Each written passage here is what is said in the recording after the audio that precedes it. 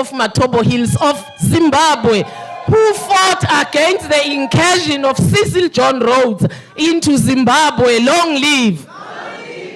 Long live the spirit of Mujaji 1 and Mujaji 2, the founders of the only surviving matriarchal reign kingdom in South Africa today. Long live.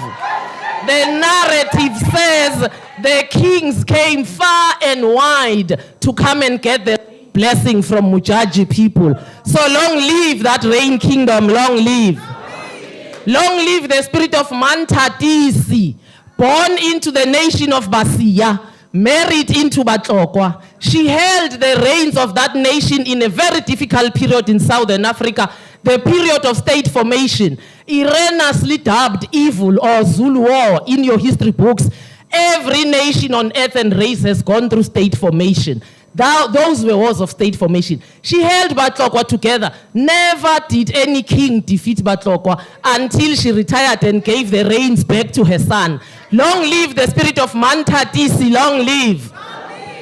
Long live the spirit of Mekatilili Wamenza of Kenya, who, without any education, predicted that neoliberalism is going to enslave Africans for life. She said, don't convert into their religion, don't take their culture, don't take their language, because if you do, it will be a vicious cycle of enslavement. Wise woman. Long live the spirit of Mekatilili Wamenza. Long live. Long live the spirit of Makeda of Ethiopia today.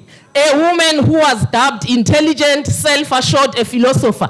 It takes a woman to achieve all of that, but to look at yourself and say, I have everything, but I have no wisdom. She went out to seek for wisdom. Long live the inquiring spirit of Queen Makeda. Long live. Long live. Now this woman, you should know, because if I stood here and I said, long live Kwame Nkrumah, you would know. Now here's a shocker.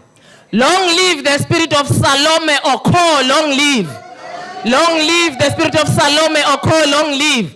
Salome Oko is the sole designer of the Ghanaian flag with the star as you know it today. Long live the spirit of Salome Oko. Long live. Now here's the last one. Long live the spirit of Winnie Madikizela Mandela. Long live. Long live the spirit of Winnie Madikizela Mandela. Long live. This is the woman whom the Western media, Mandela himself, the ANC, conspired against and portrayed her as a loose, immoral woman. The only weapon males use against any woman of stature, any woman who's wise, any woman who's Pan-African, any woman who's anti-patriarchy, they will reduce you to a Jezebel. I put it to you, Winnie Mandela to date, then and now and in the future, remains more famous than Mandela, than Mbeki, than Zuma, than Cyril, all four of them put together. They will not be more famous than Winnie is. Long live the spirit of Winnie Madikizela Mandela. Long live the spirit of Winnie Madikizela Mandela, the symbol of anti-apartheid. Long live. Amandla. Amandla. Long live the fighting spirit of the African woman. Long live. Long live the fighting spirit of the African woman. Long live. Long live the spirit of African women who still hold together today under difficult situations, the market system of Africa. Long live.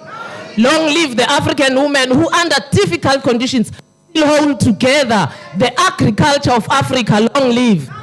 Long live the fighting spirit of the African woman who under difficult circumstances still keeps the culture, the language, the dress and the food of Africa alive. Long live. Mandla. Amandla. Rise, African women, rise. Rise, African women, rise. Rise, African women, rise. Look at your neighbor, African woman, and say, I come from great people. I come from great ancestry. I am the only race on earth. Now listen, this is the last one. This is the last one. Tell your neighbor, I am the only race on earth whose women in BC already were in the public office.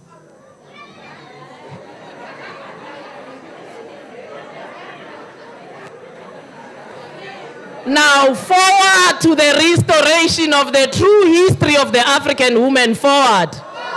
Forward to the restoration of the true history of African women. Forward. Down with patriarchy in Africa. Down. Down with homophobia in Africa. Down. Down with race discrimination in Africa. Down. Down with tribalism in Africa. Down. Africa rise. One Africa, one citizen. One citizen, one Africa. Mandla!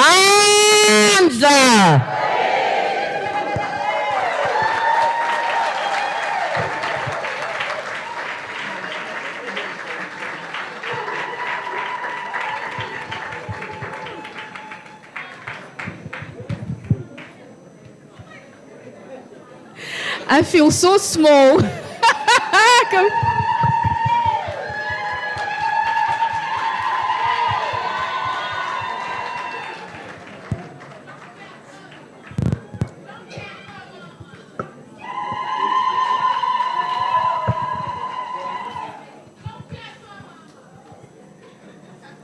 I cannot top this up, guys, okay? So what I'm going to do, I'm just going to invite you all to take a 30 minutes break. There are some refreshments in the corridor. It's also a nice time to network, go online, share what you've seen and heard, and we'll be back here in about 30 minutes. Have a lovely, lovely break. I would like to invite also our keynote speakers to meet outside for a group photo. So see you in 30 minutes.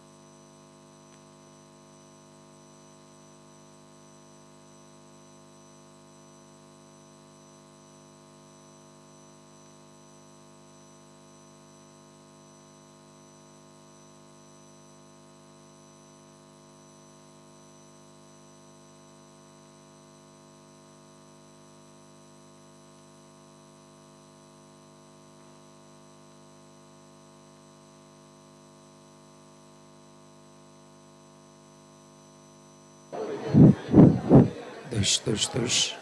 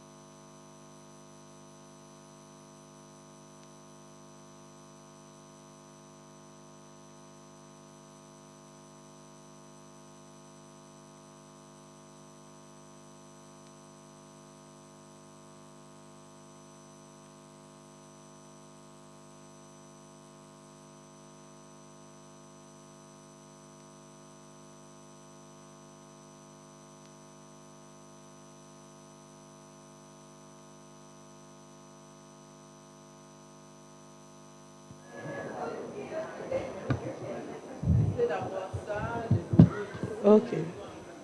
Mhm.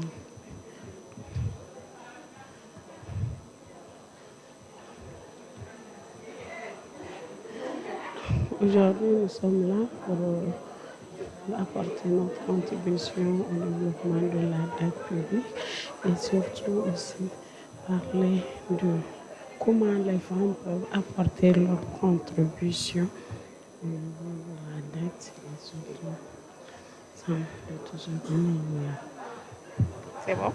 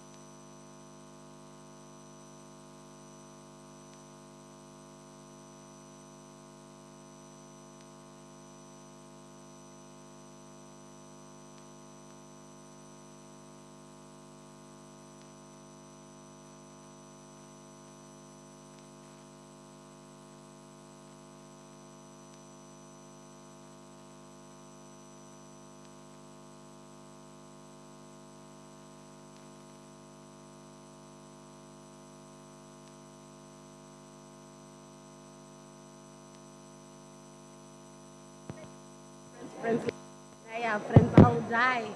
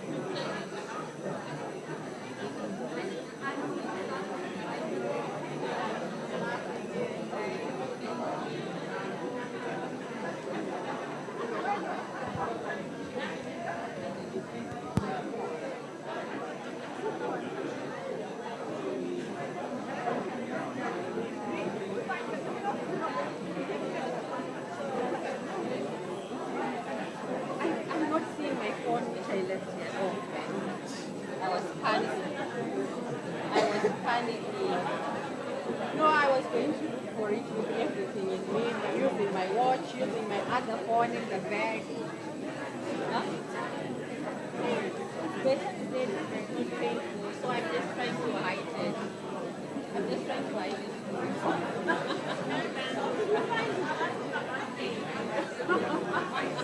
No, the pain.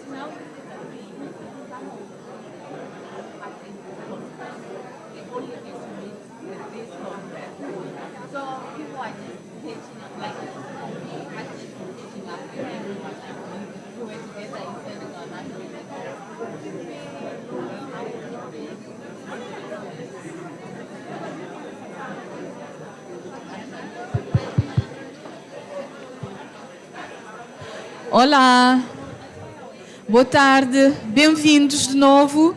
Hi again, everyone. Por favor, retornem aos seus lugares. Começamos em breve. Kindly make your way to your seats. We'll shortly start again. Je vous invite à rejoindre vos places, s'il vous plaît. La suite du programme commence très rapidement. J'espère que vous avez apprécié la pause. I really hope that you enjoyed the little break, that it was a nice time to network.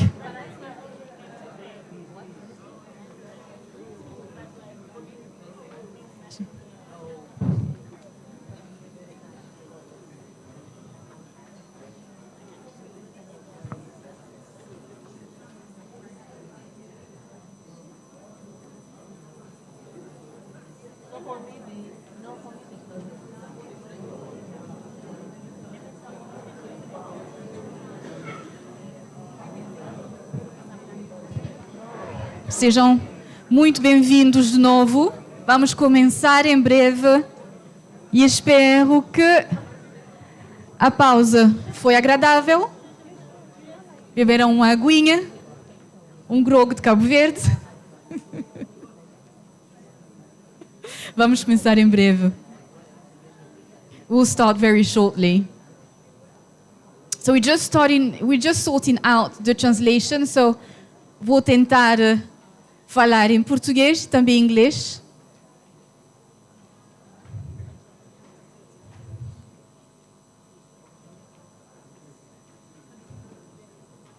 Retornem, por favor, os seus lugares. Vamos começar daqui a um minuto.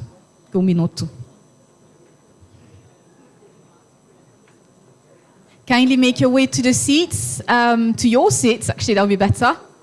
Ladies and gentlemen, we'll start in less than 1 minute now so that we won't be too late for the rest of our programs. Merci, mesdames et messieurs, de rejoindre vos sièges. Acho que vamos começar. Ok. Agora queria apresentar a nossa próxima convidada, estimada convidada, a Dina Musindahuezo, Feminista and gender and development expert. I'm going to say it in English for her. Please welcome Dina Musindahuezo, a feminist and gender and development expert who has been working for nearly 2 decades for the recognition of women's rights in Africa. Kindly welcome Dina for us for her keynote address.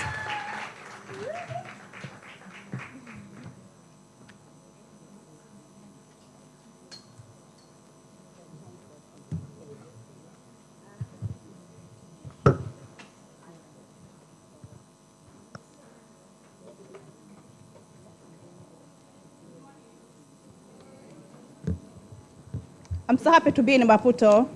This is a very important city for anyone working on women's rights because this is the way Maputo Protocol was adopted. The African Union only protocol that protects and uplifts the human rights of women and girls.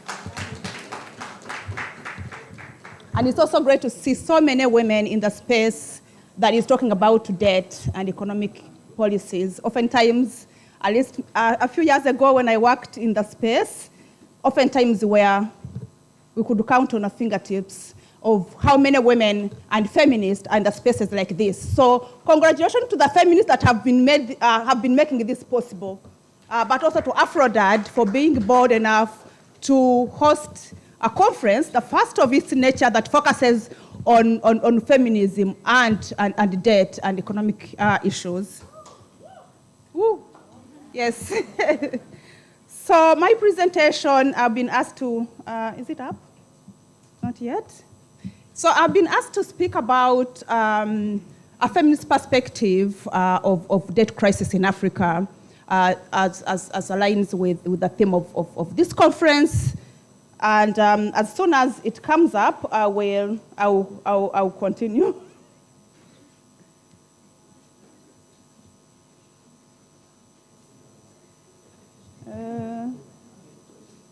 Someone is working on that, yeah?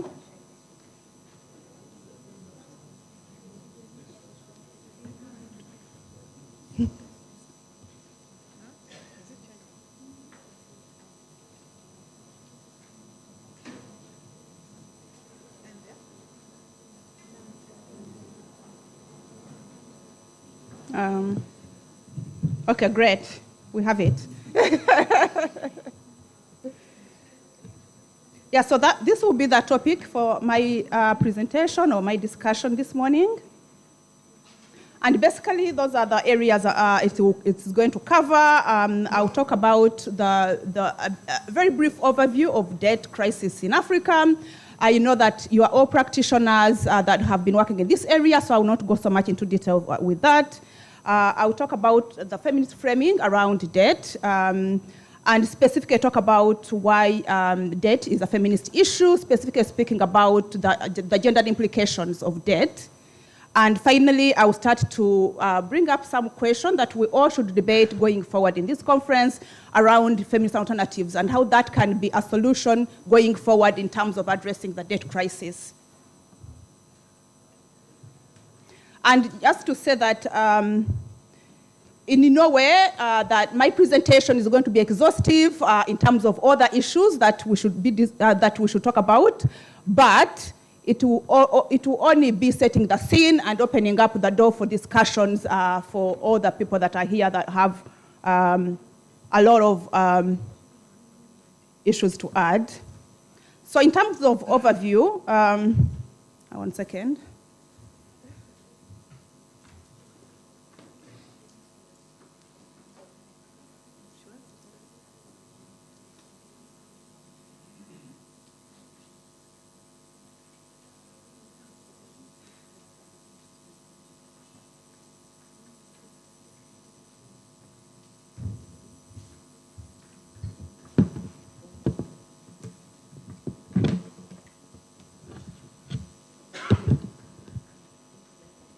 I hope you can see, because I couldn't see on my screen. Okay, yeah.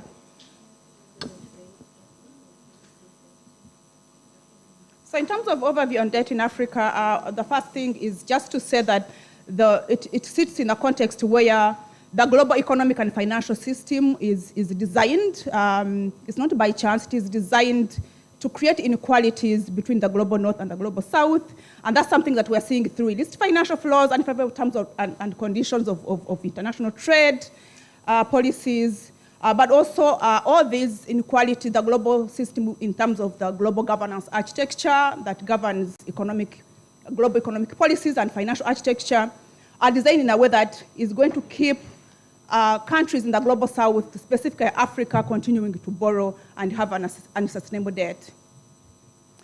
The second point I want to raise is the cost of borrowing. So it's not only that we are borrowing, it's also that the cost of borrowing in Africa is really high, specifically for Africa, and just factually so because of the perception by the global credit rating institutions. So there's a perception that it's risky for African countries to borrow, and as a result, we get high interest rates. But actually, that's just a perception. It's not backed by research, because research shows that actually it's not true that it is the African countries are it is less countries that default on debt compared to other countries in other regions. So we do have high interest rate and the high cost of borrowing simply because of a perception. And of course, giving an example, the interest rate on debt is at its highest as we speak now, where Africa will pay out $163 billion to service debt in 2024, which is simply sharply a big increase from $61 in 2010. So of course, with high interest rate comes then with the bigger amount of money that we have to pay, and that means the money that is not going to be used for African development, is money that is not going to be used for climate justice, it's money that is not going to be used for protecting human rights and meeting the Africa development goals. But also the terrain has changed in terms of the players when we talk about who is lending. So we have what we call beyond sovereign debt, that we have now different players and they come with different terms and conditions. And so that is extremely important to also bear in mind, whereby bilateral debt now represents 27% versus 52% in 2000, whereas commercial debt accounts for 43% of the total debt up to from 20% in 2000.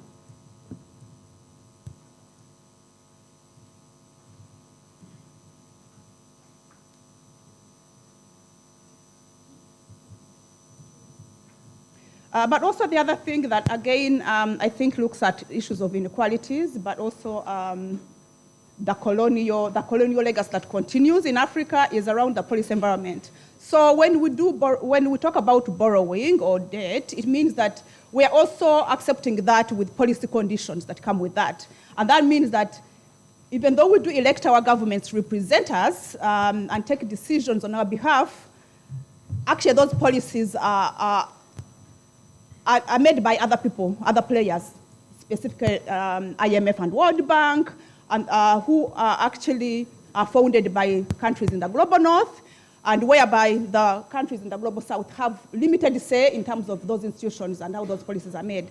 And so the conditions that do come with borrowing means that the policy environment is actually not decided by Africans themselves for Africans.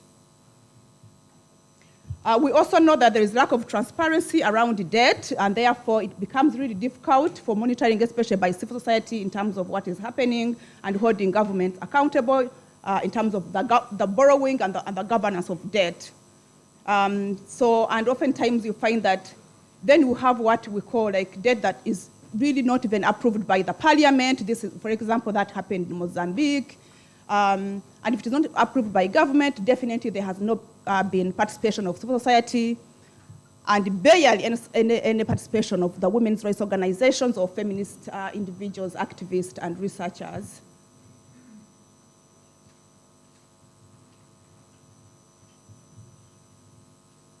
So in terms of feminist framing around debt, a few things I want to say.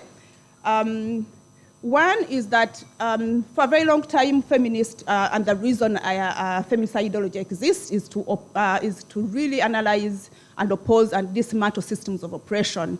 So as I've discussed on the previous slides, debt is designed in a structured, systematic systems of oppression based on capitalism, on racism, white supremacy, that work together with patriarchy to produce what we have today. And so in terms of feminist framing, feminists have for a long time called for system change to ensure that the systems of oppression in their totality are addressed.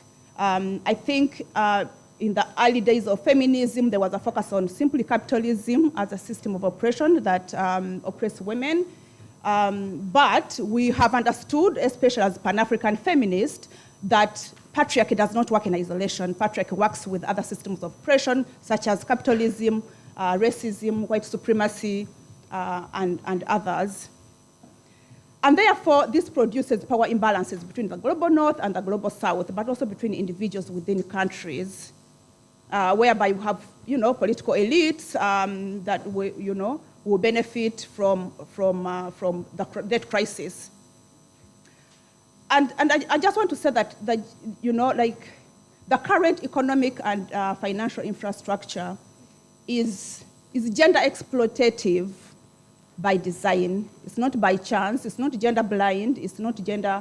It's not gender blind. It's not like the people who design don't know that actually it does affect women. They design it so that they can benefit from women's labor and continue to make profit. So it's not necessarily that, oh, we don't know, we need to be educated. It's because it is designed to benefit from the women's labor and women's and women's skill by paying them extremely little and exploiting them in that way. But also when we talk about the current neoliberalism and the current economic system that we have, there is this division of productive and reproductive activities, whereby the productive activities are given more value and oftentimes dominated by male, and the reproductive activities are predominantly done by women because of the existing gender inequalities and discrimination, and those are primarily done by women. The current system that we have actually does not even account, does not recognize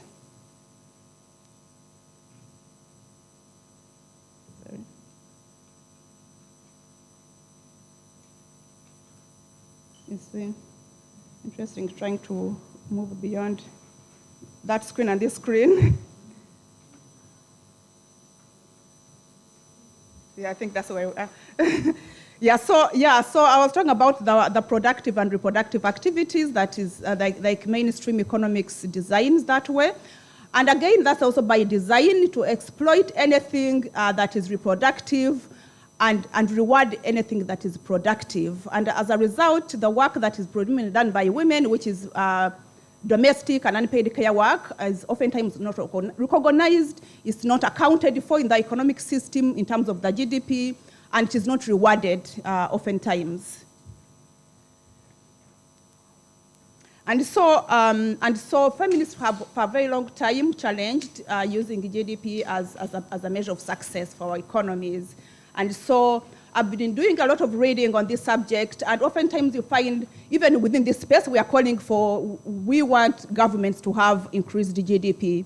And we are talking about COVID as that space where our GDP in Africa went down. But actually we are saying, even when GDP were at its highest in Africa, it was also in tandem with gender inequalities increasing. So it never solved any problem. And so should we recall for things that COVID-19 has affected, even when they didn't work for majority of people? I think that's a question that we need to ask ourselves.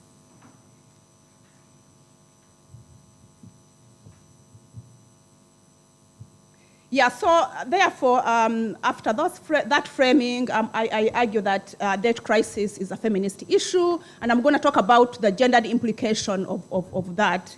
So first of all, the negative implication of debt conditionalities and repayment, they fuel the existing gender inequalities that we already have. Even though the gender inequalities pre-exist the debt crisis in Africa, when the debt crisis is happening, then the burden of that is borne mainly by women and girls. And when I say women and girls, I'm really mainly talking about like in different intersectionalities that we know. Young women, women that live in rural areas, women working in the informal sector. So it's not also like looking at it as a homogeneous group, but that different intersectionalities also experience these inequalities and discrimination differently. And research shows that between 2014 and 2018, government expenditures on public services dropped by 15% in sub-Saharan Africa. So as I said, every money, every dollar, because oftentimes it is in foreign currency that we pay debt, not oftentimes, but all the time. it means that it is the dollar that we can't use to actually fund our own development in Africa or fund gender equality objectives or protect the human rights of women and girls. And just an example is that 25 African countries spend more on debt repayment than on education. And 34 African countries spend more on external debt servicing than on healthcare and or education. Did someone say, excuse me? Oh, okay. So the reduction of expenditures in public services and infrastructure has a disproportionate impact on women, who are majority of users of these sectors in terms of, for example, healthcare services. It's women use healthcare because of the reproductive nature of women. But also when families are faced with challenge of who to take to school, when they have boys and girls, oftentimes the choice will be boys, and the girls will stay at home. And there are specific examples. There are research that shows specific examples of where actually this is happening in our countries, and so that's why it is a disproportionate impact on women. But also, it means that girls are facing the gender discrimination because of the existing oppressive systems, right from when they are born to when they are working class in terms of productive age, and in terms of when they are older, in terms of whether it is pension or services that care for the elderly. It is like throughout the cycle of women, they are facing the disproportionate impact of debt crisis, but more generally the economic crisis that we have and the system that doesn't work for everyone.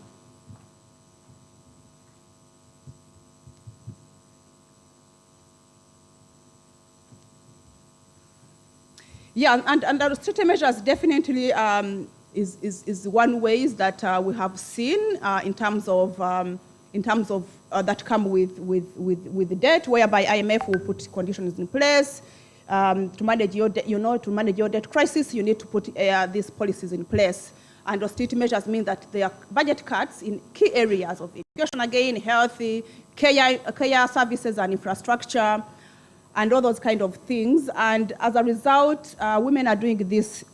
Women have to step in to subsidize government services with their free labor. And with economics, there is this assumption that women's labor is elastic, like it is endless. You can stretch it as much as you want, it will always be available. And so when they're cutting budgets, for example, for health sector, they're not thinking about, okay, who's gonna take care of the sick, who's gonna take care of the elderly, because there is an assumption that women are seated at home and they are going to provide that care. And they don't know, they don't care how much time you have to do that. There's an assumption that is elastic and to always be available. That goes also for education. If there's not enough education, we have seen also homeschooling. This happened in COVID, which kind of somehow amplified the gender inequalities. Where with homeschooling, again, it was women who were expected to do homeschooling. Yeah, so it's very clear who bears, the burden disproportionately of debt crisis and austerity measures that come with it.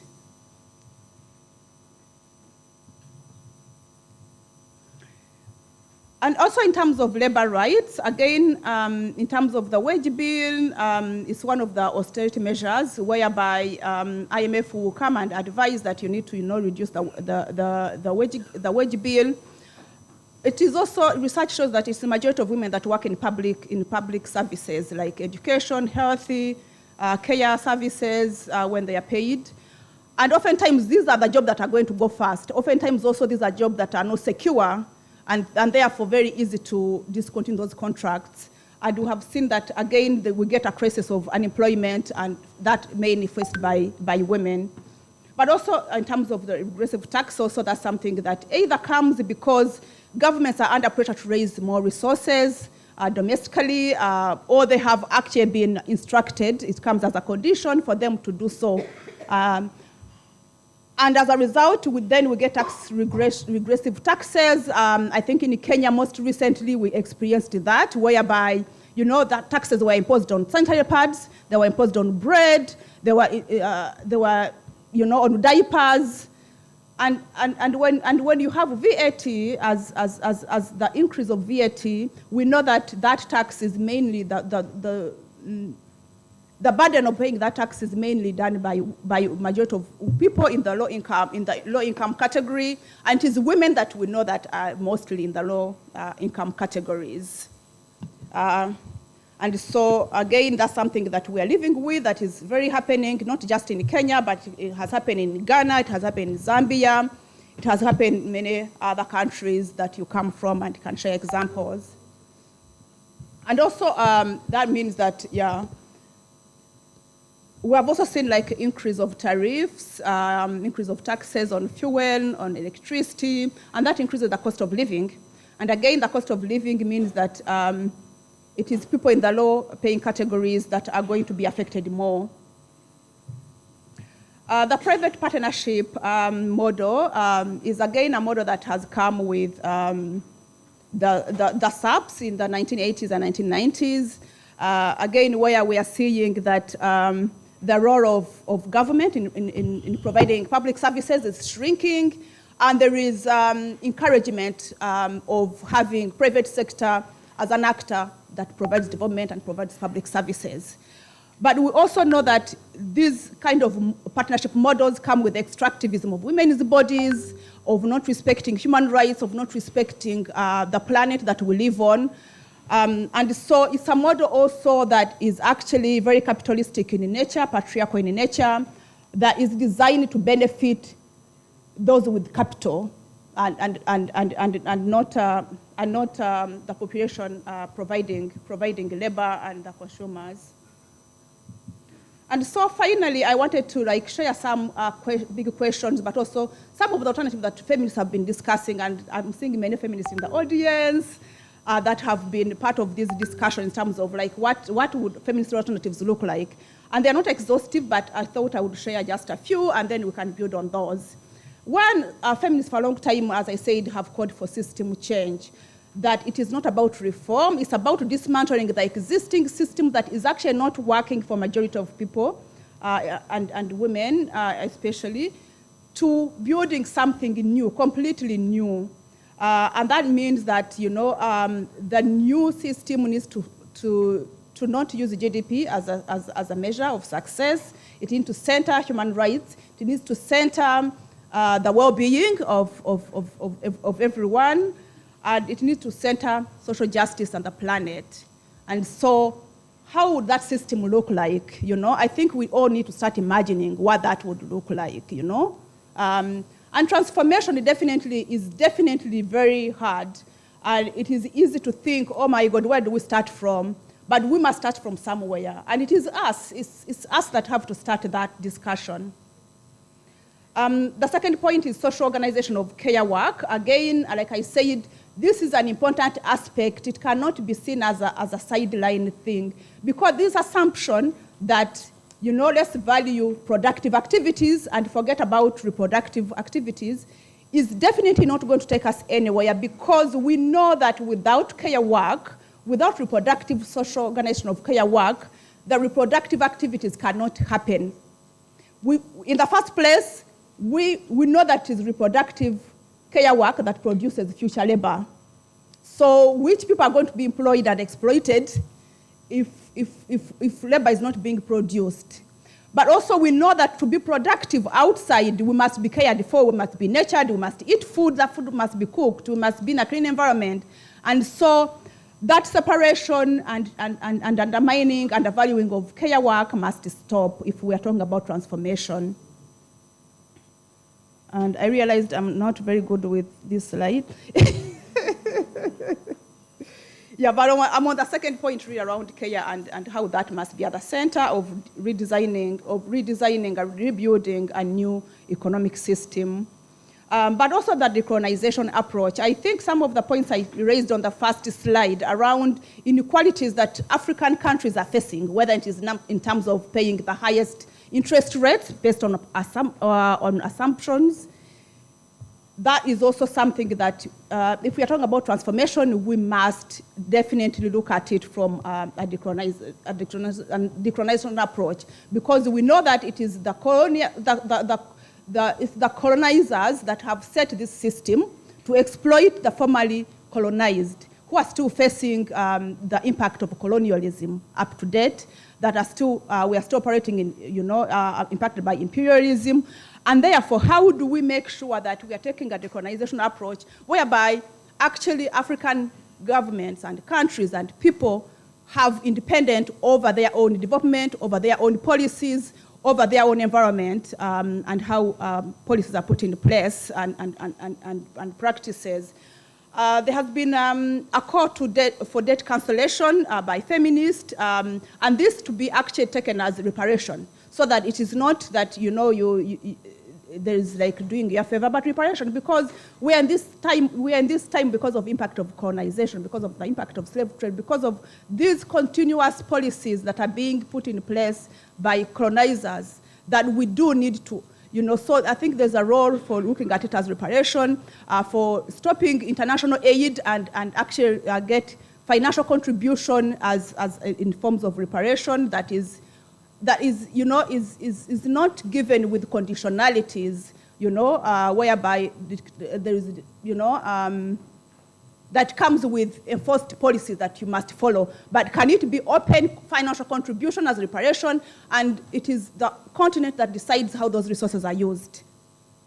But also the role of the state is something that is extremely important. We have seen that, increasingly the role of the state is being diminished in terms of looking at the role of the state as, simply to provide a conducive environment for everyone to operate. But the state has a role to raise maximum available resources to meet the development needs, to protect human rights of its citizens, and to address gender inequalities and other inequalities. And therefore, I think any transformation is to think about the role of the state, to be a provider of services, to raise maximum available resources in ways that is not exploitative, that provides justice and equality, and to actually protect the planet, because we all need it. And finally, I wanted to raise the issue of the meaningful participation and how that looks like, just because it has also been kind of co-opted or misused, whereby, everyone will be like, I'm consulting. World Bank and IMF will say we are consulting. Governments will say we are consulting. So what does that mean in terms of also building governance systems, even in our own countries, that is informed by the voice of the people? Because we know that even with acquiring debt, oftentimes people are not involved. The voices of people are not seen. And people are told later on when they are facing all these difficulties, and that's something we saw recently in the protest in Kenya, where government was like, oh, we are happy that young people are talking about IMF and World Bank. You see, that's where the problem is coming from.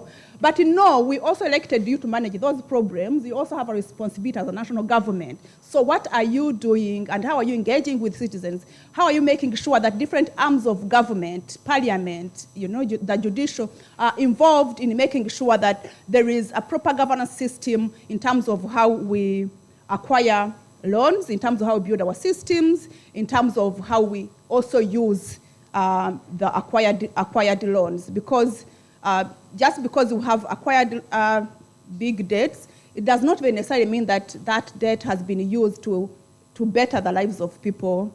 And that's something that feminists have also been talking about, in terms of we are not consulted when the debt is being secured, but also we don't know how the debt is being used, and definitely is not used in ways that is protecting our human rights, is advancing gender equality.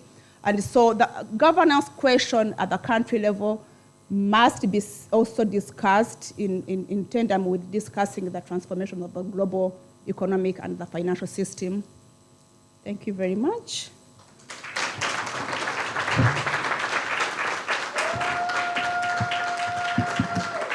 Thank you. Thank you very much, Dina. I would like to ask you to take a seat. You're staying with us for the next phase of our conference.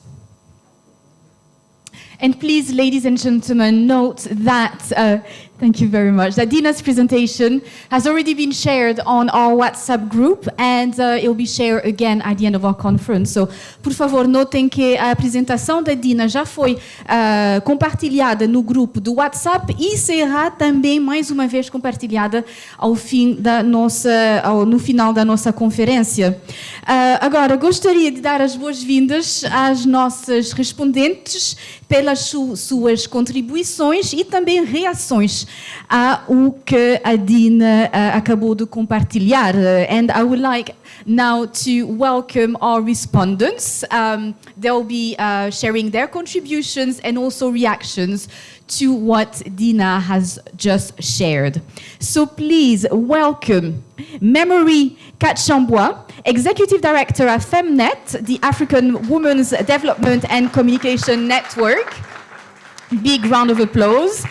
Big round of applause as well for Ren Fadonugbo Baime, West Africa Regional Coordinator at Women African Alliance. Welcome, Ren. Also, once again, Crystal Simeoni, Director at NAWI, the AfriFrame Macroeconomics Collective. Welcome, ladies. And Kinteria Girengane, leader of the Women's Observatory Mozambique, which has been fighting for the respect of women's rights in this wonderful country. Thank you. So, who are we missing? Oh, we cannot start without you. Bem-vinda.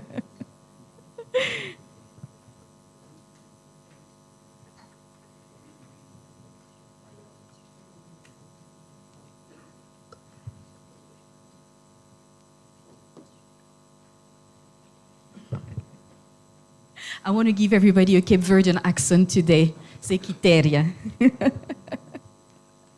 So I want to thank once again Dina for this wonderful presentation. So many fruitful thoughts in there. And before we start, I mean, look at this panel. I want to thank AfCoDD indeed for creating this wonderful platform. And I feel very honored to be here today. I don't think that in the hundreds of conferences that I've hosted, I've seen this in my life. So I think before we start, we need to give a round of applause for what is here today. Yeah. Very, very powerful. So I would like to start with you, Crystal. What is your reaction to what was just shared? Maybe I'll give you my microphone. I'm ready now. So I work with NAWI, and we provide a Pan-African feminist shift in macroeconomic, or as we like to call it, macro-level economic narratives. You can see me aside to ask me the difference between the two. So at NAWI, and I'm just going to give you a little bit of an understanding of who we are that will embed an understanding of where my remarks come from and what positionality I have. So at NAWI, we have our historical subject is an African working woman. From peasant farmers to nail technicians to bankers, macroeconomic policies affect all of us. And so that's who we take into all the rooms of power or our analysis, all our research. Our foundations are Pan-African, are Pan-African feminist, as well as decolonial, and we derive all our social questions and analysis from below, from us, from actual working women. And so it was really great to have Dina give the keynote today. Like you said, it's a really special space to have the theme being feminist alternatives in a space that has been so dominated by men for so many years. So this is actually so special. It's really wonderful to be here and be part of this. It's kind of hard to come after Dina. She talks about everything and provides such a robust analysis. But there are three things that came to mind as she was speaking, and I'll go through three of them. The first is PPPs. The second is reparations, and the third is linking household level debt and sovereign or public debt. So on PPPs, debt on the African continent has been entering a private realm with a growing balance of debt being held by private creditors, and we all know this. Central to this phenomena is public-private partnerships that Dina made reference to. In many of our countries, they have successfully been able to impose their agendas, private finance that is, driven by the constant pathway for profit maximization at its heart. They continue to choose profit over people and push back the role of the state in its role in regulating them with ever-growing influence in our policy spaces, both at regional and national levels. It is a dangerous combination that we continue to watch grow in all areas from healthcare to education to farming and how we feed ourselves. It's fed by a constant pressure on our governments by IFIs in its response to our debt crisis to constantly fiscally consolidate and positioning private finance as really the silver bullet to all our problems. And within this arrangement, there are big questions around who sets priority for investment. And from research, like Dina says, we know that public services that have the biggest impact on women's lives, like maternal care, are usually the very first to be affected by austerity measures and usually the last on the list of investment possibilities from private finance, whose priority is bottom line profits. Secondly, Dina also spoke about the link between sovereign debt or public debt and its manifestation at a household level. And as a Kenyan, after what's happened in my country over the last few months and weeks, I'd be remiss to not talk about this. Feminists have long championed intersectional analysis to understand the complex interplay of various forms of oppression. This approach ensures that we ask questions grounded in lived experiences and see people in all their multifaceted humanities. By recognizing the interconnectedness of different types of violence, feminists offer a more nuanced understanding of the challenges involved in dismantling the system that exists and offering wholesome alternatives towards building economies of care that Dina spoke about. And I borrow from Lucy Cavallero and Veronica Gago in their book, who term it as we have developed a multi-layered comprehension of the different forms of violence that also complicates and enriches the challenges for dismantling it. They go on to open up the point that debt is an expression of the rising costs and financialization of basic services. Debt is what enables illegal economies to recruit workers at any price. Debt incurred by young people even before entering labor markets or in hyper-precarious jobs, especially for women, especially for young women. Debt is what provides basic infrastructure for life, health services that are inaccessible, supplies when a child is born, purchasing a bicycle to be able to work in a food delivery. All of this is debt. Debt is a way of guaranteeing access to housing and basic and dignifying housing, or lack thereof. Debt is a resource that appears when one is faced with emergencies and confronted by the loss of other support networks. I'm Kenyan, and so what happened in the last few months is a real-life show of these. The uprising of a young population, really led by a young woman's face, at least in the very beginning of the uprising, that understands that the system is designed to extract from them and not built for them, and they're pushing back very visibly, very loudly. This is something that must be held close as we are in spaces of power, in policy spaces, to not get lost in performance and in the performance of importance of these policy spaces, but always come back to remembering that this fight is about our actual lives and the quality and dignity of these lives. And lastly, Dina touched on reparations, and I know Rain will speak more robustly to it. And we can't speak about debt without speaking as reparations as an African continent.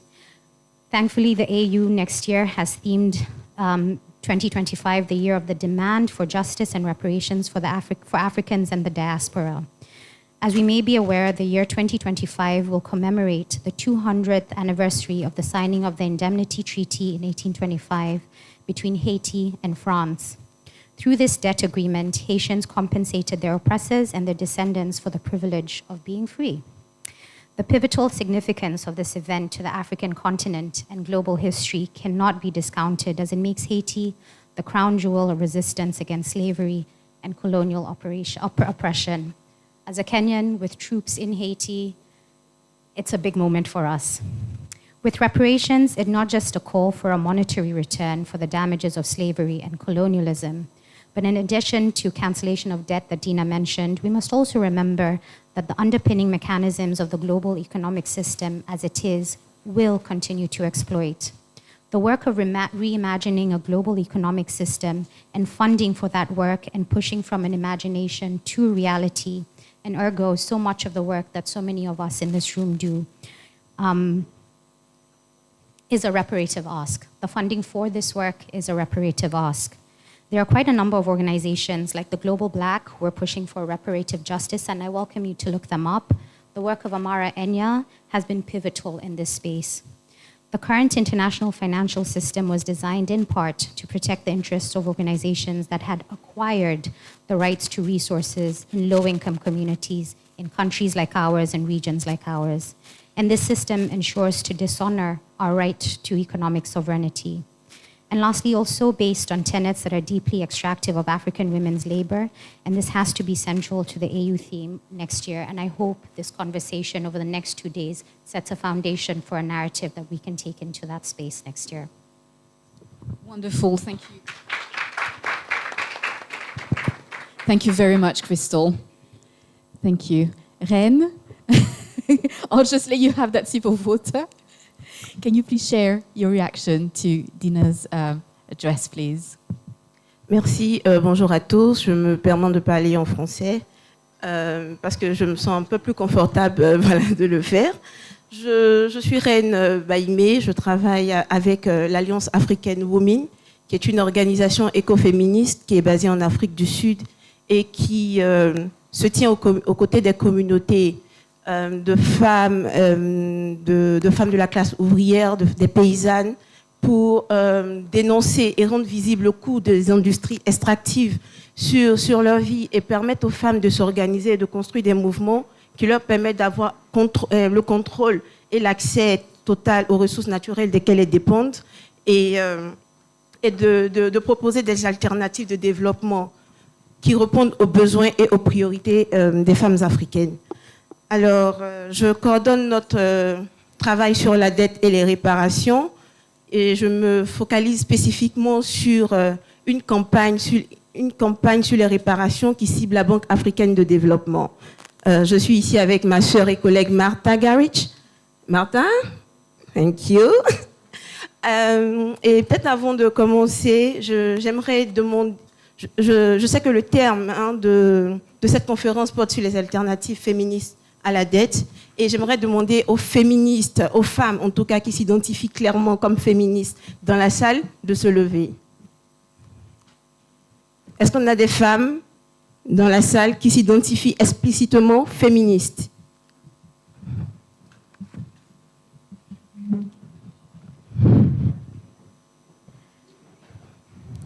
Alors, quand je vais dire femmes, nous allons répondre pouvoir. Femmes, pouvoir. Femmes, pouvoir. Women, power. Women, power. Women, power. Merci mes sœurs.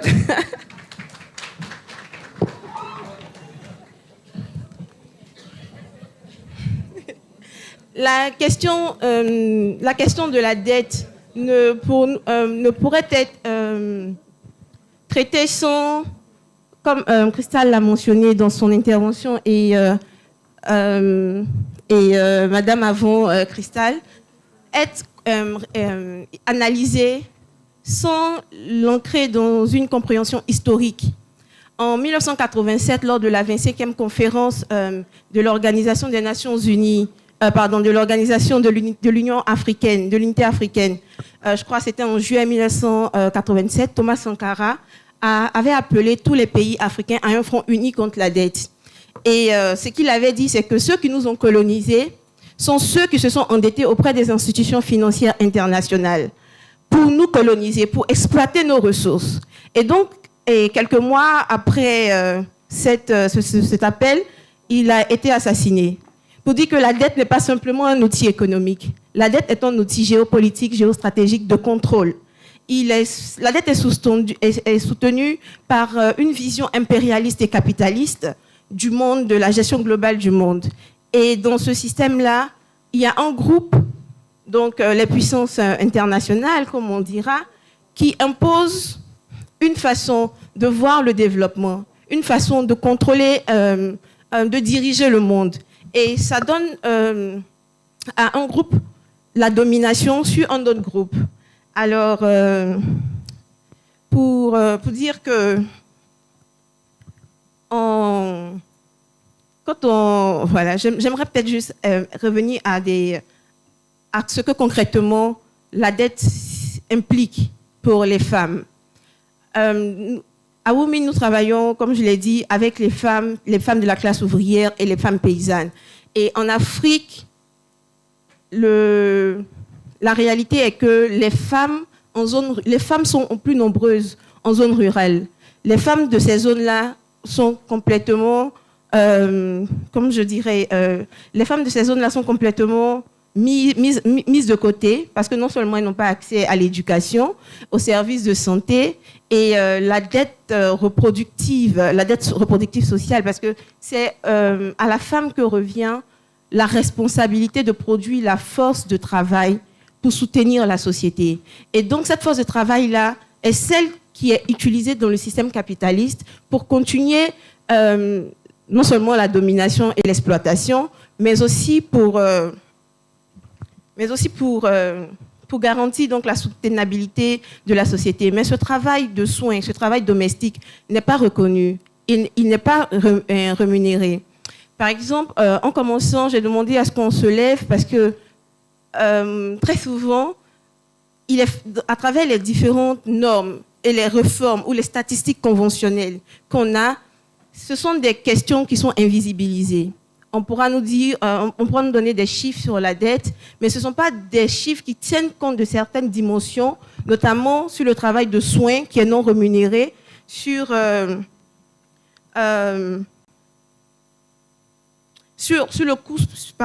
coût socio et économique que représente la dette.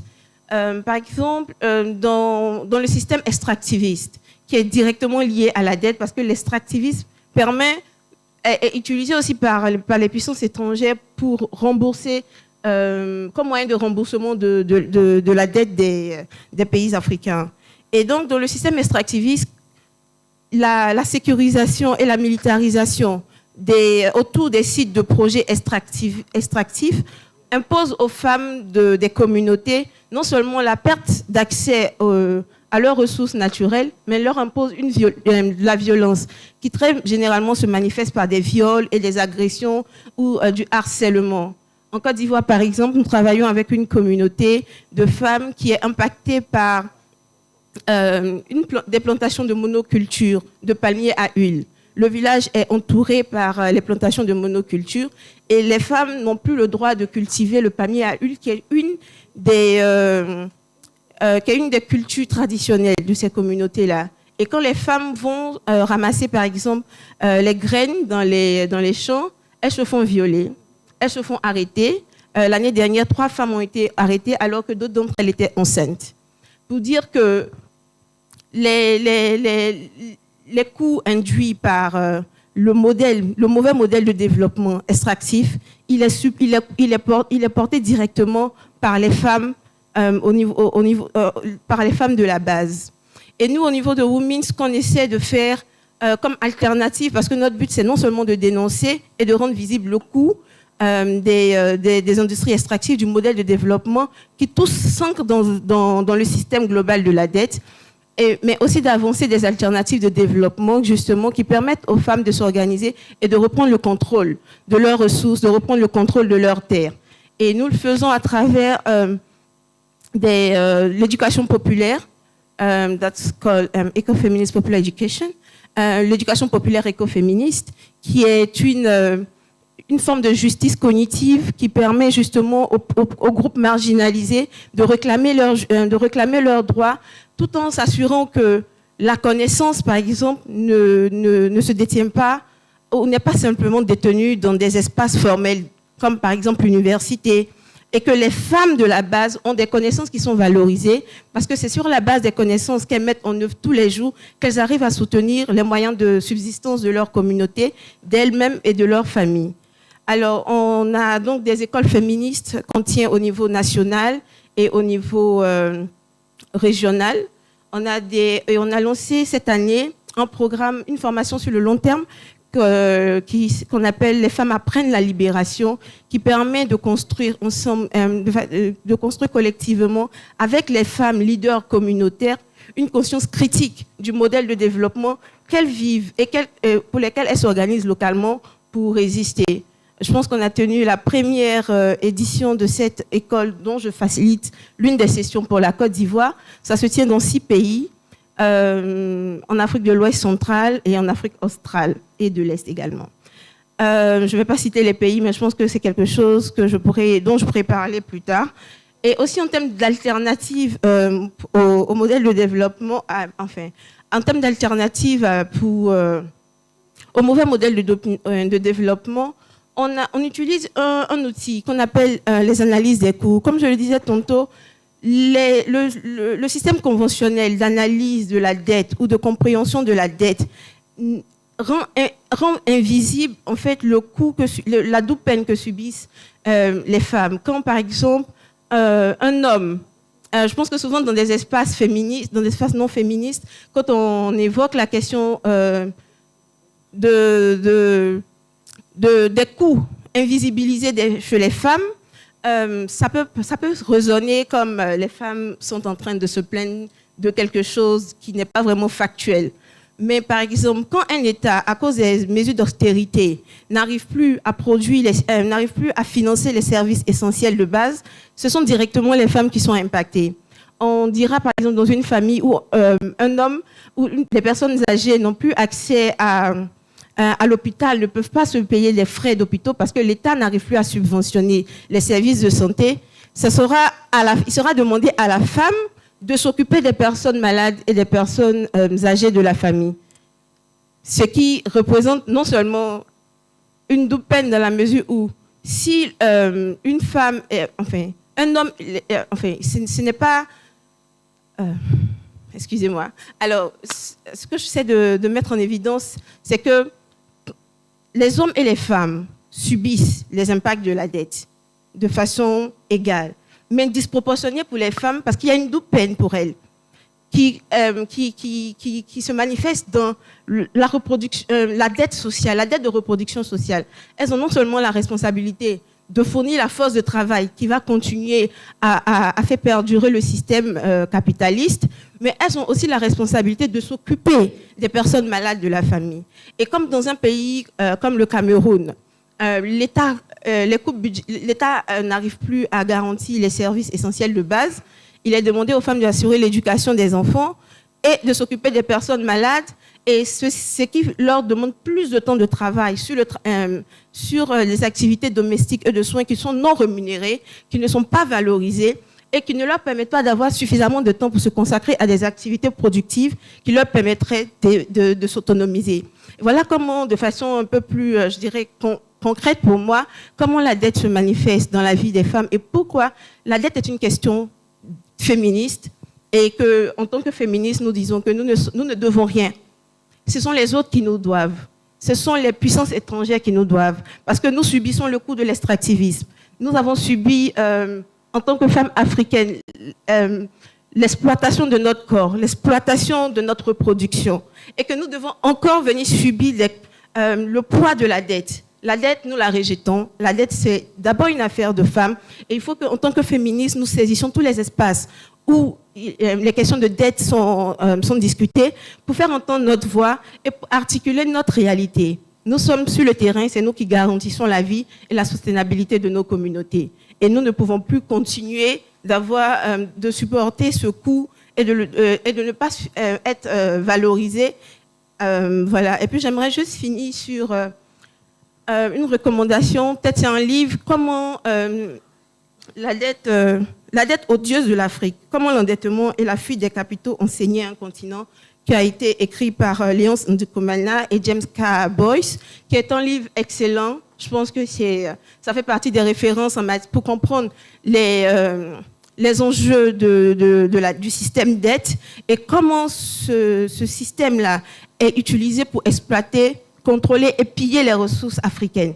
Et voilà, dans ce livre, par exemple, il est dit que la dette extérieure de 33 pays africains représente 179 milliards de dollars environ, alors que la fuite des capitaux en 2008 représentait environ 499 milliards de dollars.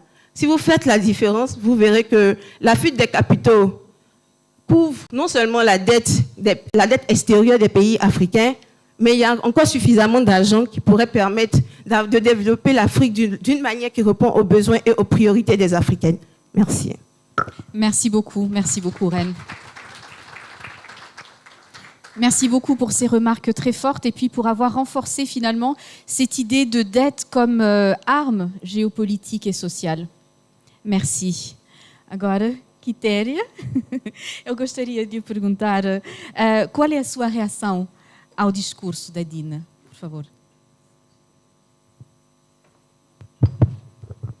Thank you. Good morning. Bonjour, bom dia. I'll speak in Portuguese, so please turn your translation. Ok. É uma honra para mim estar aqui e partilhar o painel convosco para falar deste tema que para nós é muito essencial, que é abordar sobre os desafios da crise da dívida em África. É essencial que nós façamos esta reflexão a partir de uma perspectiva que não apenas questione os sistemas econômicos vigentes, mas também coloque as pessoas, em particular as mulheres, no centro das soluções. Enquanto eu ouvia a Dina, eu pensava cá comigo que dívida é a palavra mais comum que eu ouço desde o meu nascimento. Faço parte de uma geração que não viveu a luta pela independência, mas desde que nasceu, houve que tem uma dívida a pagar aos libertadores por nos terem libertado. As mulheres têm que pagar uma dívida aos governantes e aos partidos por lhes colocarem nas listas eleitorais. Os governos têm que pagar uma dívida ao norte global por lhes conferirem a independência.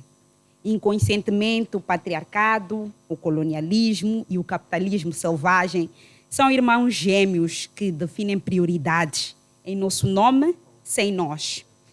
Até reconhecermos que tudo isto é um sintoma de um sistema de opressão, a conversa sempre vai nos levar a círculos e voltarmos para o mesmo lugar.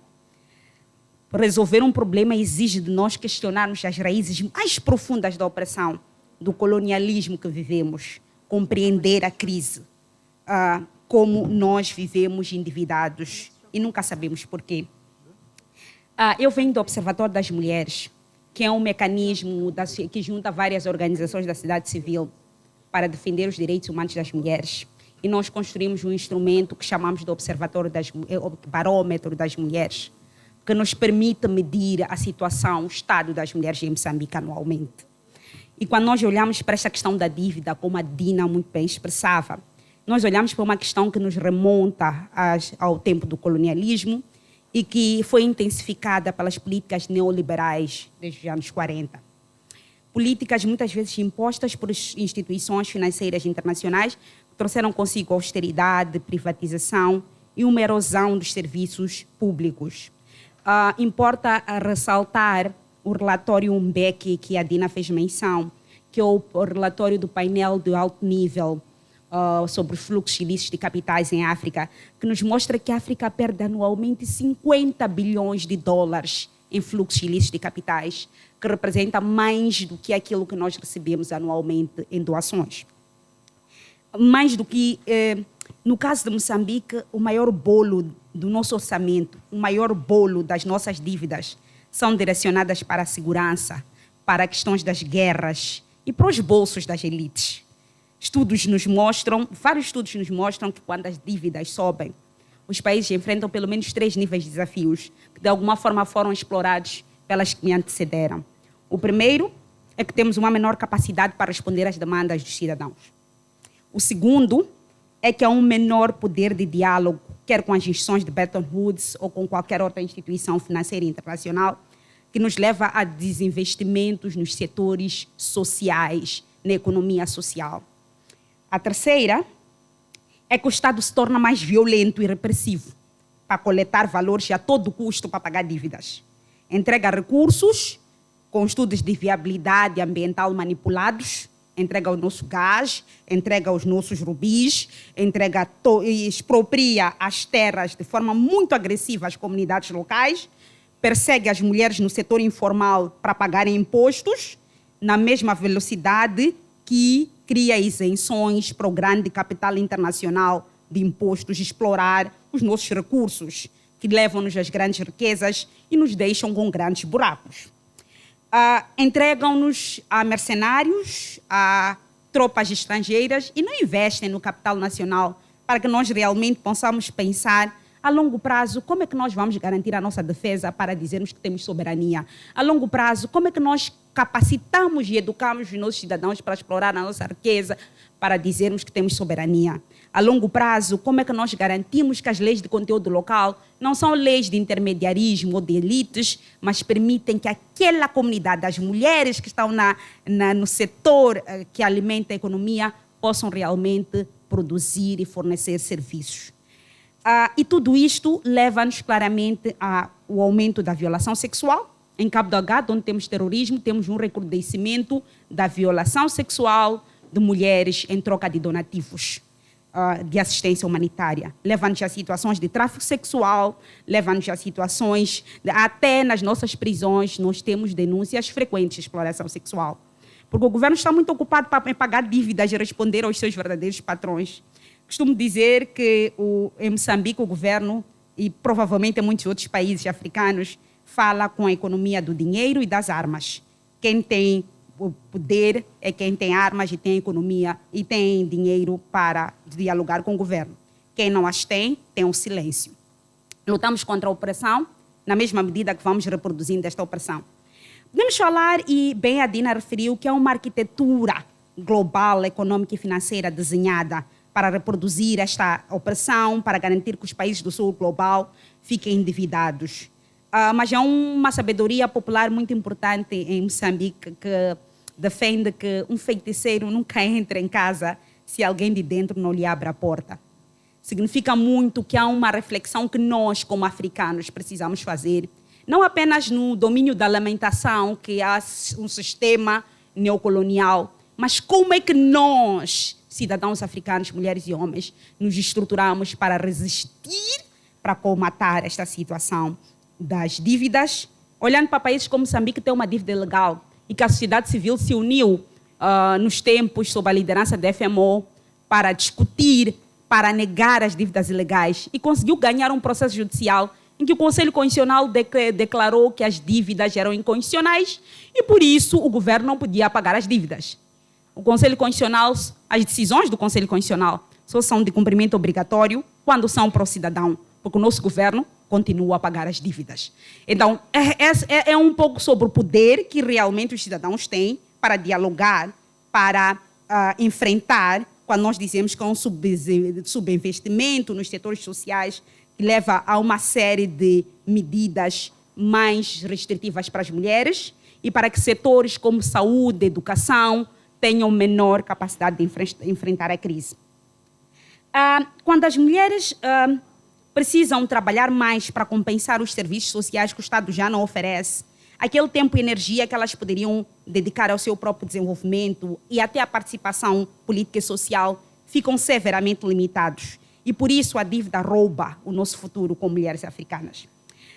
No entanto, como em muitas outras áreas, as mulheres não são apenas vítimas, também são agentes de mudança. As mulheres sempre foram uma resistência importante à dívida e à exclusão. Da mesma forma que, quando citamos as Winnies, as Josinas Macheles, mas também muitas outras rainhas africanas esquecidas pela história, que sempre resistiram invisibilizadas, é também hora de nós, mulheres, nos levantarmos e de resistirmos de forma muito unida a esta crise. Movimentos feministas em toda a África têm resistido ativamente a políticas de dívidas e suas consequências. Movimentos têm proposto alternativas que priorizam a economia do cuidado, a economia social, um modelo que coloca a vida e não o lucro no centro da economia. Estão a desafiar o status quo, a reivindicar uma economia que serve às pessoas e não aos credores. Quando olhamos para países como Moçambique, temos aquilo que chamamos do STIC, a economia solidária em que as mulheres partilham e que as mulheres, ao invés de ir a um sistema financeiro controlado pelo capitalismo, criam a sua própria economia para poder alimentar e permitir que elas continuem a sobreviver e a resistir. Mas, simultaneamente, nós temos que lutar para um sistema onde o cuidado com as pessoas, o cuidado com o planeta, seja realmente uma base das decisões econômicas. Um sistema onde o bem-estar coletivo é mais importante que o pagamento de dívidas legítimas. É este tipo de economia que as mulheres estão a construir e que todos nós deveríamos apoiar. É este tipo de economia que mulheres e homens devem ver como uma agenda, não das mulheres, não do feminismo apenas, mas uma agenda que permita-nos recuperar o Estado social. Porque a agenda, a priorização da economia de cuidado, não é apenas uma questão moral, mas uma questão de sobrevivência para milhões de africanos. Porque nos fazem acreditar que o Estado social deve morrer para dar espaço ao capitalismo selvagem, mas nós precisamos resistir para sobreviver. Então, há algumas propostas de caminho para o futuro justo. E os caminhos incluem mulheres e homens compreenderem que esta realidade só pode ser enfrentada em parceria.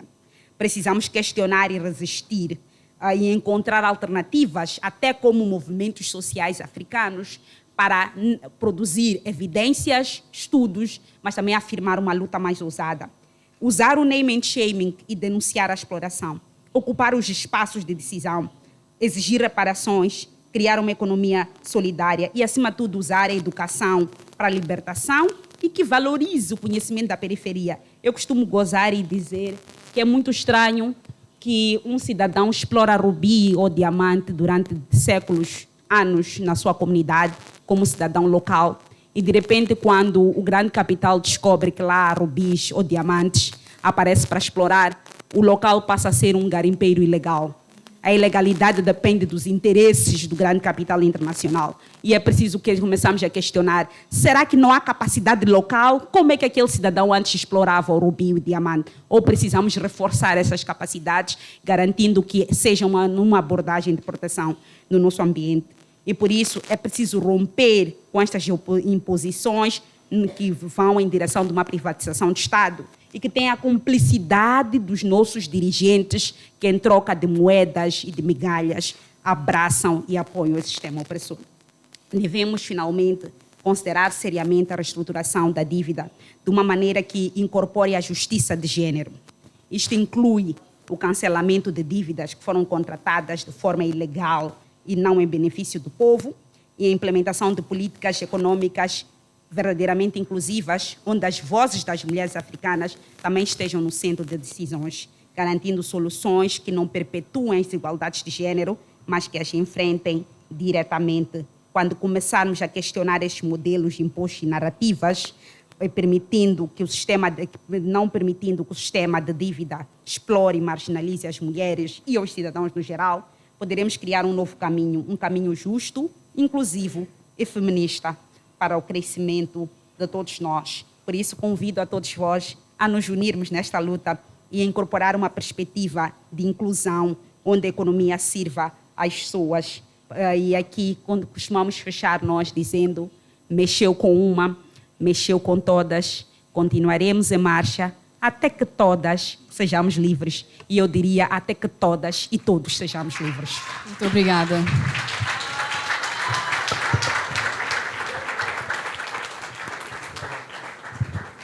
Muito obrigada, Quitéria. Together we are stronger, aren't we?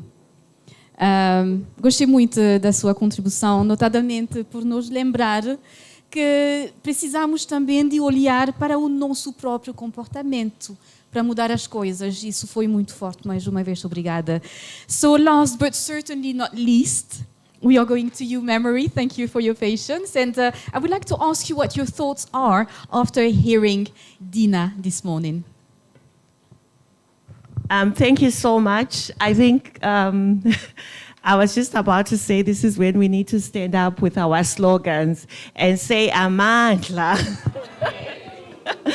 A luta continua. Yesterday we were with women from across Southern Africa talking about Beijing Plus 30.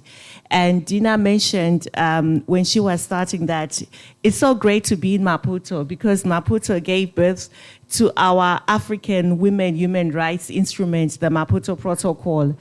And we should normalize having panels where women are speaking. For years, we've been having men. We are led by men. Most of our leaders on the continent are men. So I think it's time we start normalizing having feminist perspective when we talk about development finance, when we talk about human rights, when we talk about macroeconomics. So I think in response to Dina, I'll just start. I just have a few points since most of the panel have already spoken most of the points. So I'll start. I think Dina was telling us about the whole crisis where most of the African governments are repaying the debt they borrow and for repayment. So what is actually left when governments borrow for repayment, when half of the money that they receive, they're actually sending it back, and they're being given restructuring models and ideas to borrow so that they can pay back at higher interest. So I think it's a cycle which really needs to be broken. And when you look at that repayment model, it's really unsustainable. And I think we need to go a little bit back to see how it's really trapped. I think we are still entrapped in colonial debt and the unjust debt that most African countries inherited. And we still use the same model. Yesterday we're reviewing 30 years and reviewing years of Beijing. I thought, I'm being slapped by the structural adjustment programs, and Dina mentioned in a paper about the structural adjustment program. And when you look at how unfair the debt system is, where it's the generations. So we had the generations where I lived when we were talking about, I think in Zimbabwe, we used to call it ISAP. And we knew how it strained us. And I'm living now in 2024, reliving the same structural adjustment program. Nothing has changed. It's the same system. It's the same kind of like infrastructure that is coming to hit us back. So I think it's great to hear that in your paper, Dina, you really mention it and how it's generational and it's very unjust for that. The other point I also wanted to say is that the burden of debt repayment is actually not neutral. It's not evenly distributed. Women still carry the disproportionate impact. And when you see we are living in a crisis where people talk about the C's, the 4 C's, the whatever, but I want to also zero in, I think something in your paper, which didn't really come out here, but I know you mentioned, is also how the climate crisis also comes into effect. So when you look at the whole crisis, it's actually a burden where women are the ones who carry the triple burdens and the triple crisis. And I think another thing around this is when you look at the climate crisis also being here in Mozambique, where the IPCC report mentions Mozambique as one of the countries with the highest risk of the climate crisis. And not only that, but we've seen how devastating the climate crisis, the COVID crisis, all these crises come, and the people who hold the society, who hold communities, remain the women. So in your paper, you also mentioned how the austerity measures have actually had such a huge impact. I come from Zimbabwe, but I don't live in Zimbabwe. So you experience all sorts of austerity in all countries and jurisdictions across the African continent. But I'll just share how, for example, we had Cyclone Idai, which hit Mozambique, Zimbabwe, Malawi, the whole belt of Southern Africa. And up to now, we are still reeling from that. So we had a cyclone, we had COVID, and we are in a debt crisis. And you look at the special drawing rights which were offered, 90% of them went to global north countries. And the drawing rights which actually Africa was trying to access and use, most of them actually went to repaying the debt, not even dealing with the current crisis. So the burden still remained with the women, who was making sure that with all these crises, the rebuilding of communities was still remaining with the women. So I think it's important to say debt, as much as we speak to it at a technical, academic level, it really hits the personal. In the feminist movement, we say the personal is political. So what happens in the outer space really affects the personal.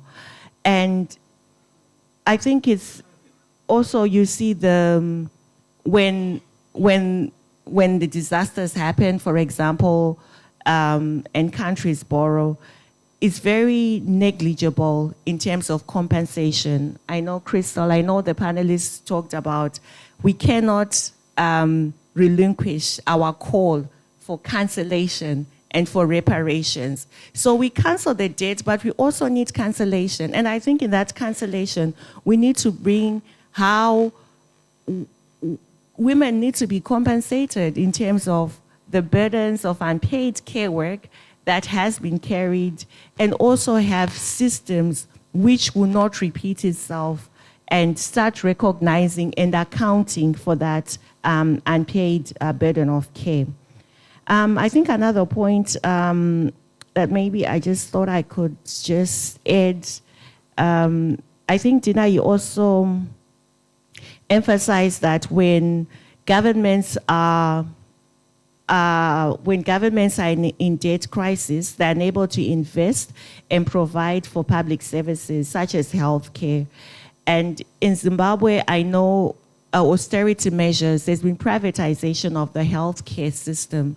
So what that means is, if you go to a public maternity hospital, you don't find Panadol. So women, we have to do the undignified, rudimental way of, there's no solution for pain. Because the government, it's okay for public services which women access the most are not able to have. What are we doing in this century where women are giving birth with no assistance? There's no public support for that. So I think these are some of the things where the austerity measures really hit hard, and we need to constantly be bringing it back. The double taxation on women's body, I know the VAT, the budget that a woman needs to have, in addition, when you compare at a household level, is twice as much. So women are paying more in terms of VAT, but getting less even from the benefits of tax. So regressive taxation, as you mentioned, are really some of the impacts that I think we really need to pay much attention to. I think I'll end and say, I think debt is an issue that even when we call for the restructuring, we need to have a bigger clarion call. Our call has to be bolder. Our call has to be unapologetic in terms of cancelling the debt and also putting in place some reparations. I think we also need to recognize the solutions that have also been postured by feminist activists and feminist movements that have been working on issues of alternative economies. We need to have a system that, you mentioned centering human rights, but I think we also need to ensure that we are dismantling this capitalist extractive system that really hits hard on the bodies of women and girls in all their diversity. My question will be, when governments borrow and they put us in this crisis, how much money, where does that money go? We're not talking about how some of the money also goes to militarization and causes some of the conflict that we also continuously face, and as women are always picking up in terms of the crisis that is created by the conflict. We're not talking about when some of this budget that goes back to the people who are given contracts for privatization and shrink the labor market, like you mentioned in your paper. So our questions should really be about the crumbs that are left from the budgets where our governments are borrowing.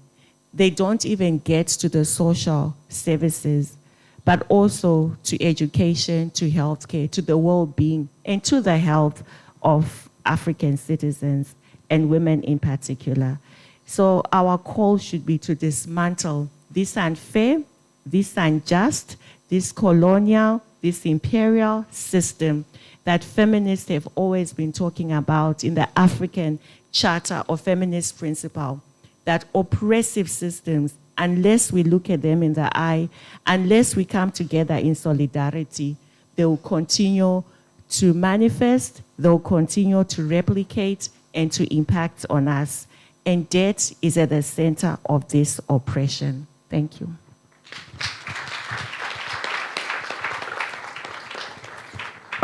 Thank you very much, Memory. This will take a long time to happen, but I just want to remind everybody that there is no one more resilient on this planet than an African woman.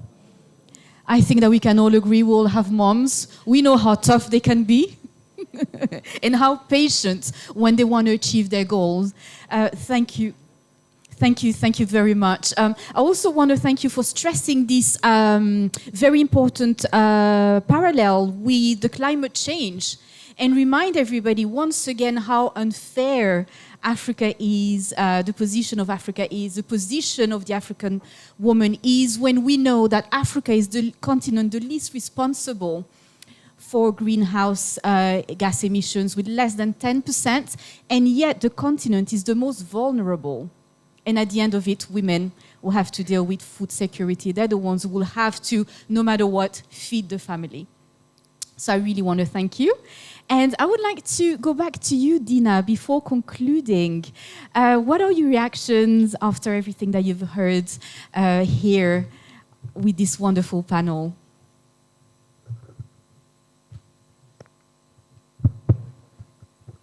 I mean, it's really great to share a panel with these wonderful women, the one that have been in the same space. Can you hear me? Yeah, okay, yeah. These wonderful feminists that have worked together on some of these issues and the new ones. My sister from Mozambique, and congratulations on the work that you are doing at the country level to actually say, you know, this debt is unconstitutional and we're gonna do something about it. And I think this is really, that's inspiring for other countries and people hearing this. What can we borrow from Mozambique? And also start analyzing the debt that we have in different countries. And I really like how, as I said when I was making my presentation, that it was simply a starter of the conversation, and I think that's what it has really done with this panel, that the issues have been expanded and taken to the next level, you know, with like expanding on some of the points that I wasn't able to elaborate on, and that's really great. So I'm hoping that in the next few days when we are here, this is actually going to be taking these issues more further, more finer, being bold, like Memory has called us to be, but also that the conversations will not end in this room, because there are so many other feminists and that are working outside of this room, you know.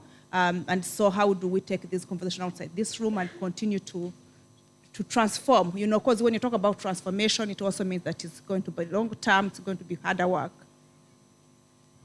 Thank you so much. So this was a very powerful conversation. We can all agree on that.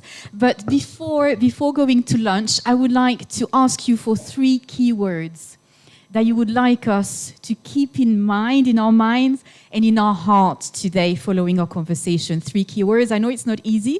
I'll start with you, Dina, please. I know I'm putting you on the spot. This wasn't planned.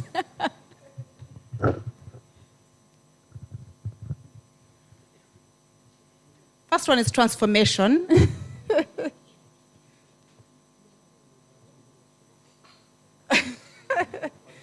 Maybe we'll say one, then we'll come back. Okay, Memory. Do you have 3 for us? 1 is fine.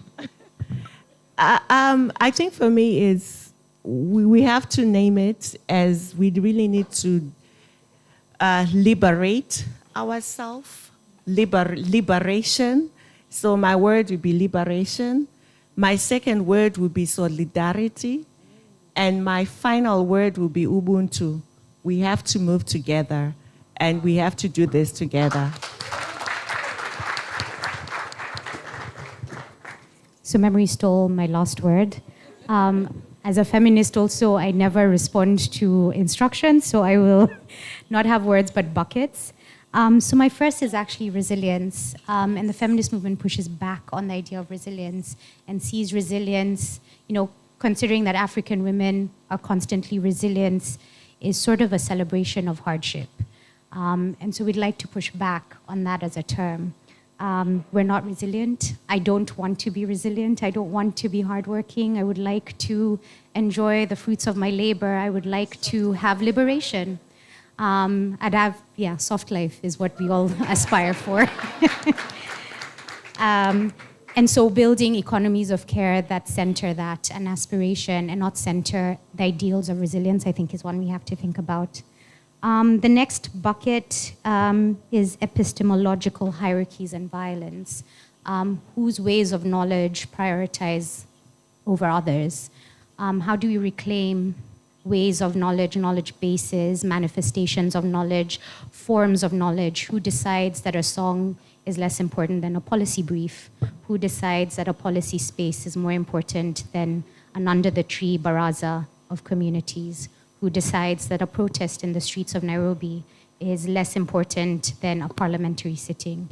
And so just really thinking about how we relive and reposition colonial constructs of who decides to world make, who decides and who gets the privilege of dreaming up new worlds and dreaming up new ways of being.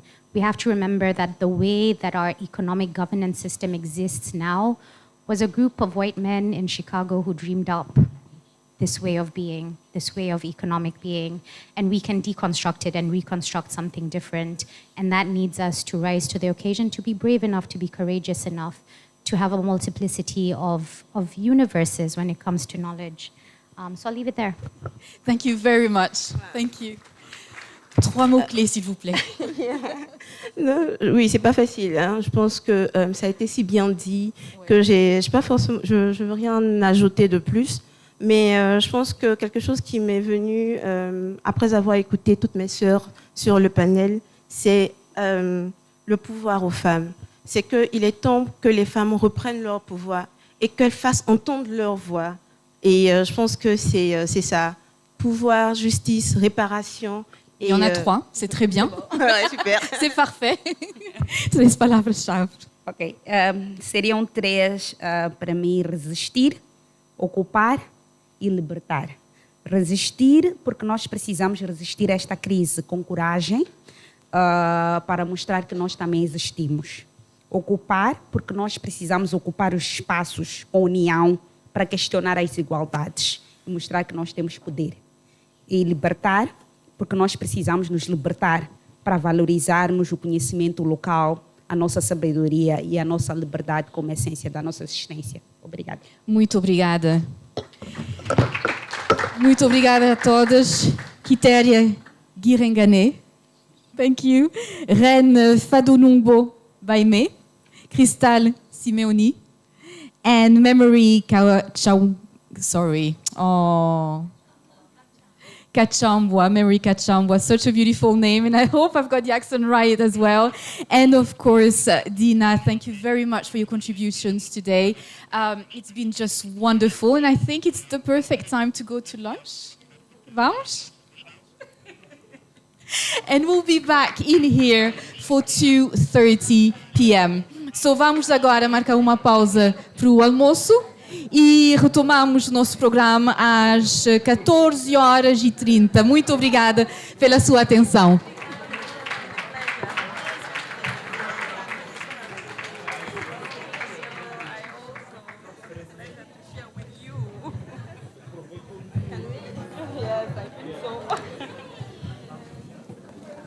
Muito obrigada.